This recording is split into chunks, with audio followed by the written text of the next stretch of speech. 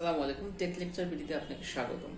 আমরা অনেক সময় দেখে থাকি আমরা মেসেঞ্জারে, হোয়াটসঅ্যাপে, ইমোতে বা টেলিগ্রামে বা ভাইবারে চ্যাট করার পর আমরা কিন্তু সেই চ্যাটগুলো অনেক সময় ডিলিট করে থাকি। ঠিক আছে, তো আজকের এই ভিডিওতে আমি দেখাবো যে কিভাবে আপনি আপনার যে চ্যাটগুলো আপনি করেছিলেন সেই চ্যাটগুলো ডিলিট করে ফেলছেন, কিন্তু ওই চ্যাটগুলো এখন আপনার প্রয়োজন, বা যে ইমেজগুলো আপনি দিয়েছিলেন বা ভিডিওগুলো দিয়েছিলেন সেগুলো কিন্তু কোনো কারণে আপনি ডিলিট করছেন, কিন্তু এখন আপনার দরকার।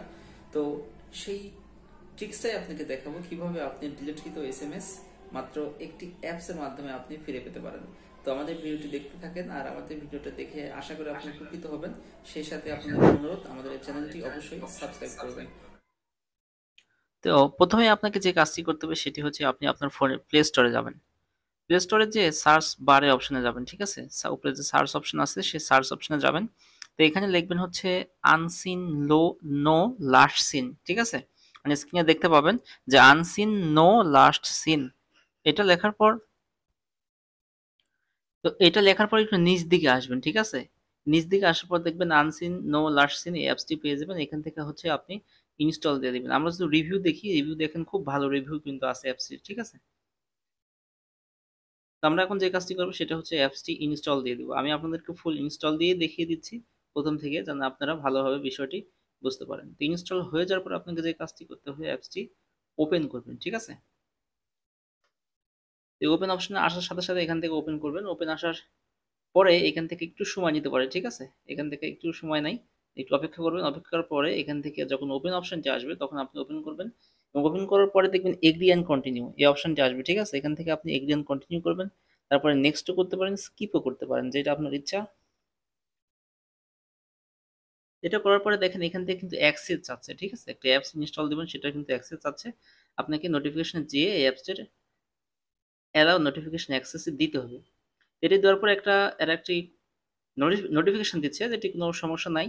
আপনি এটি সিম্পলি এখান থেকে I am aware the possible rates এটা ওকে করে দিয়ে এখান থেকে অ্যাক্সেসটা দিয়ে দিবেন, ঠিক আছে?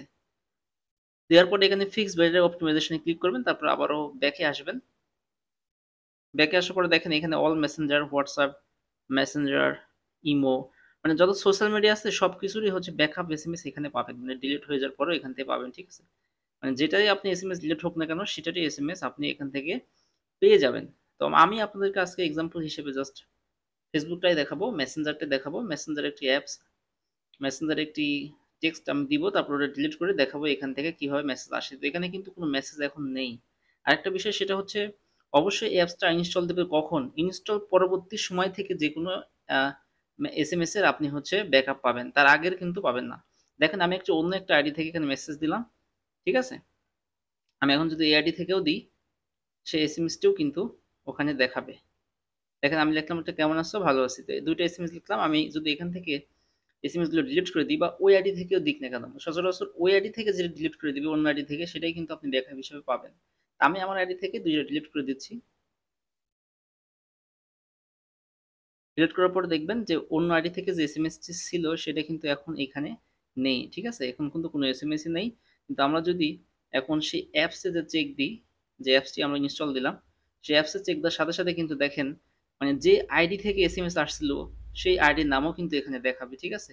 এই যে কেমন আছে, অন্য একটা আইডি থেকে আসছিল সেই এসএমএসটা কিন্তু এখানে এখনো আছে। তো এরকম ভাবে আপনি মেসেঞ্জার, হোয়াটসঅ্যাপ, ইমো, যত সোশ্যাল মিডিয়া আছে সবকিছুর এসএমএস কিন্তু এখানে ব্যাকআপ পাবেন। আমি মনে করি নিঃসন্দেহে এটি একটি সুন্দর অ্যাপস, আপনারা এখান থেকে উপকৃত হবেন। তো আমার এই ভিডিওতে যদি উপকৃত হন তাহলে অবশ্যই কিন্তু চ্যানেলটি সাবস্ক্রাইব করবেন। ভিডিওটি ভালো লাগলে অবশ্যই শেয়ার করবেন।